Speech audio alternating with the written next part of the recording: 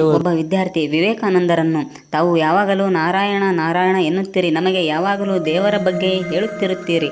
ಅವನು ಇರುವುದಾದರೆ ಅವನೇಕೆ ನಮಗೆ ಕಾಣುವುದಿಲ್ಲ, ನಾವು ನೋಡಲಾಗುವುದಿಲ್ಲ? ನೋಡಲಾಗದವನನ್ನು ಇದ್ದಾನೆಂದು ನಂಬುವುದಾದರೂ ಹೇಗೆ ಎಂದು ಪ್ರಶ್ನಿಸಿದಂತೆ. ಅದಕ್ಕೆ ಸ್ವಾಮಿ ವಿವೇಕಾನಂದರು ಅವನನ್ನು ಹೊರಗೆ ಕರೆದುಕೊಂಡು ಬಂದು ತಲೆ ಎತ್ತಿ ಆಕಾಶದಲ್ಲಿರುವ ಸೂರ್ಯನನ್ನು ನೋಡು ಎಂದರಂತೆ.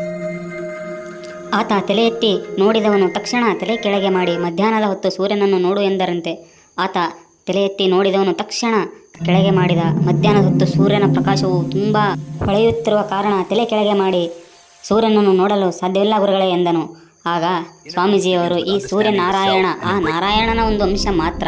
ಇವನನ್ನು ನೋಡಲು ಸಾಧ್ಯವಾಗದಿದ್ದರೆ ನೀನು ದೇವರನ್ನು ನೋಡಲು ಹೇಗೆ ಸಾಧ್ಯ ಎಂದಾಗ, ದೇವರ ಇರುವಿಕೆಯನ್ನು ಅರ್ಥ ಮಾಡಿಕೊಂಡು ದೇವರಿಲ್ಲದೆ ಈ ಸೃಷ್ಟಿ ಇಲ್ಲ ಎಂಬ ನಂಬಿಕೆ ಅವನಲ್ಲಿ ಉಂಟಾಯಿತಂತೆ.